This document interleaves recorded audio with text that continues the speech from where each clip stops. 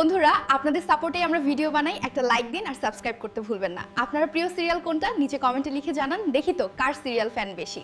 Gold medallist হওয়ার স্বপ্ন দেখা লাজু আজ জ্বরে অচেতন। নিজের পরিবারই তাকে টাকার লোভে শেষ করে দিচ্ছে।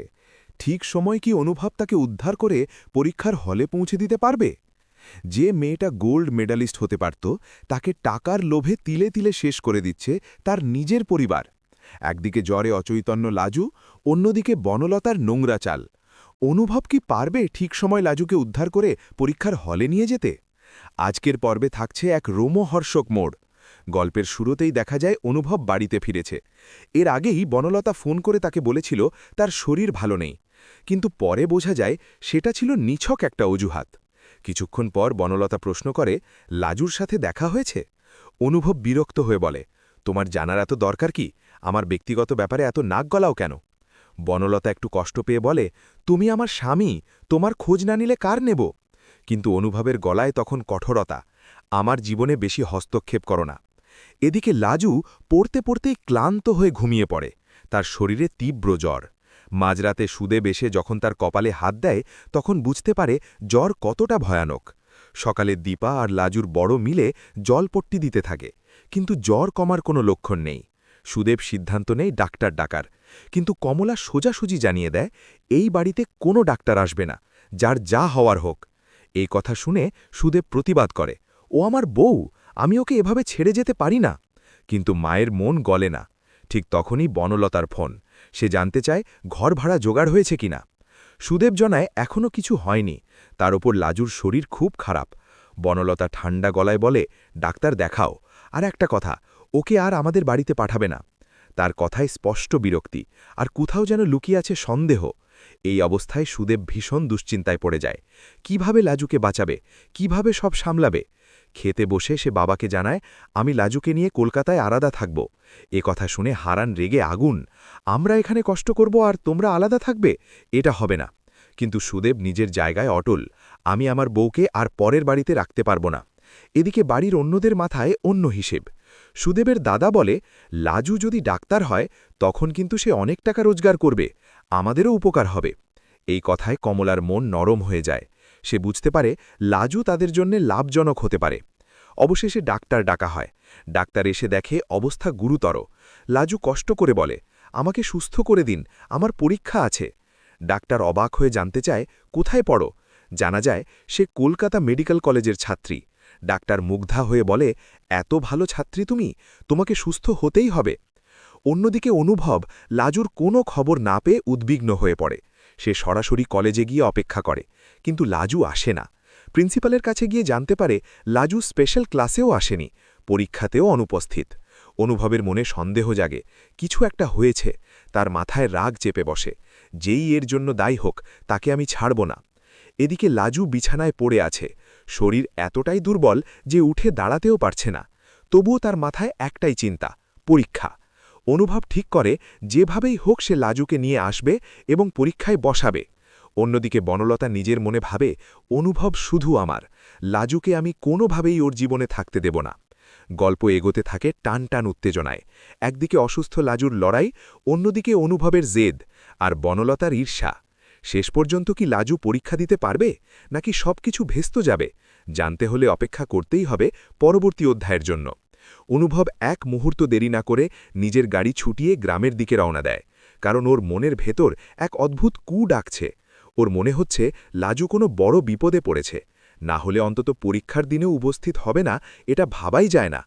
এদিকে লাজু বিছানায় শুয়ে যন্ত্রণায় ছটফট করছে। ওর শরীরের তাপমাত্রা কিছুতেই কমছে না।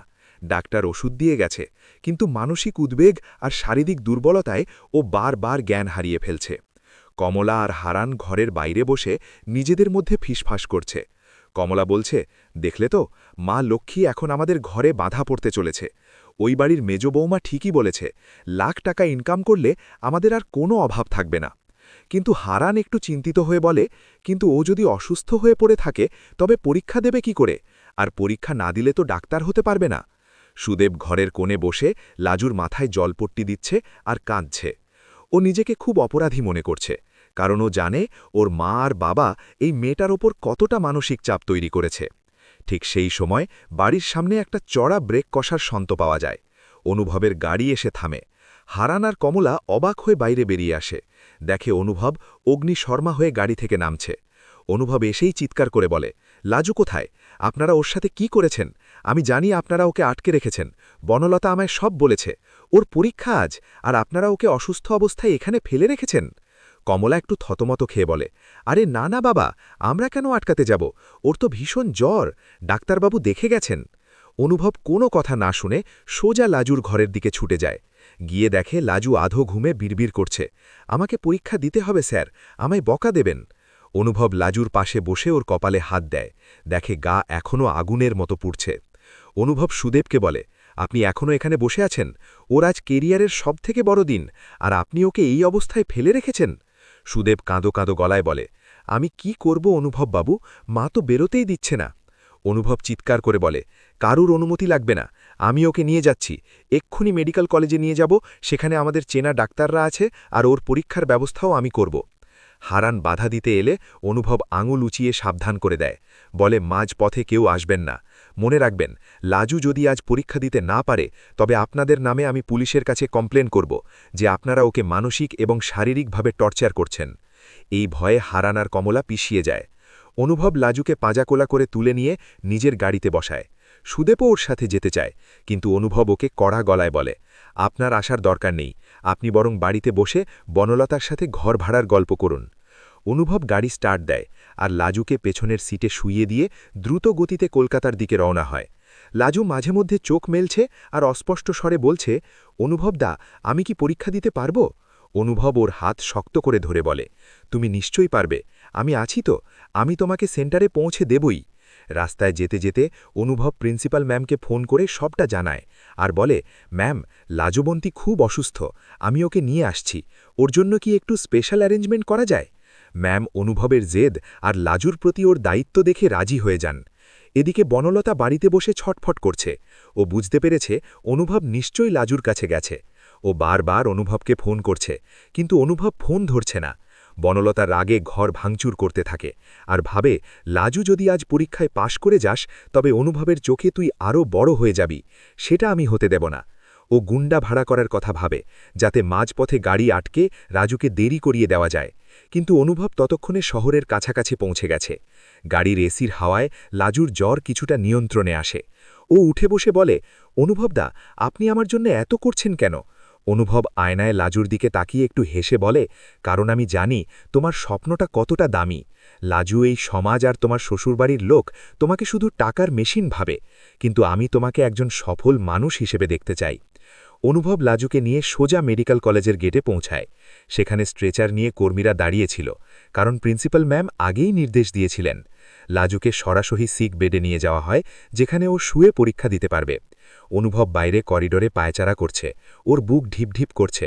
বনলতা সেখানে হাজির হয়, আর অনুভবের কলার ধরে বলে, তুমি আবার ওই মেয়েটার জন্য এখানে ছুটে এলে? তুমি ভুলে যাচ্ছ আমি তোমার স্ত্রী। অনুভব বনলতার হাত ঝটকিয়ে সরিয়ে দিয়ে বলে, স্ত্রী হওয়ার যোগ্যতা আগে অর্জন করো। বনলতা, যে মেয়েটা নিজের জীবন বাজি রেখে পরীক্ষা দিতে লড়ছে, তার পাশে না দাঁড়িয়ে তুমি এখানে নোংরামি করতে এসেছ? আজ যদি লাজু সাকসেসফুল হয়, তবে সেটা হবে তোমার মতো নীচ মনস্ক মানুষের গালে একটা বড় চড়। বনলতা অবাক হয়ে দেখে অনুভবের চোখে লাজুর প্রতি এক গভীর শ্রদ্ধা আর ভালোবাসা, যা ও কোনোদিন নিজের জন্য পায়নি। পরীক্ষার হল থেকে ঘণ্টা পড়ে। লাজু ধীরে ধীরে বেরিয়ে আসে। ওর ফ্যাকাশে মুখে এক চিলতে হাসি। অনুভব দৌড়ে গিয়ে ওকে ধরে। লাজু বলে, আমি সব প্রশ্নের উত্তর দিয়েছি অনুভবদা, আমি পারব তো? অনুভব ওর হাত মাথায় রেখে বলে, তুমি নিশ্চয়ই পারবে, তুমি শুধু পরীক্ষা দাওনি, তুমি আজ নিজের হার না মানা লড়াইয়ে জিতে গেছ। বনলতা দূরে দাঁড়িয়ে এই দৃশ্য দেখে রাগে জ্বলতে থাকে, কিন্তু ও বুঝে যায় অনুভবের মন থেকে লাজুকে মোছা অসম্ভব। এদিকে সুদেব কলকাতায় পৌঁছায়, কিন্তু ও এসে দেখে লাজু আর অনুভব হাসি মুখে কথা বলছে। সুদেব মাঝখানে দাঁড়ানোর সাহস পায় না, কারণ ও জানে ওর স্ত্রীকে রক্ষা করতে ব্যর্থ হয়েছে।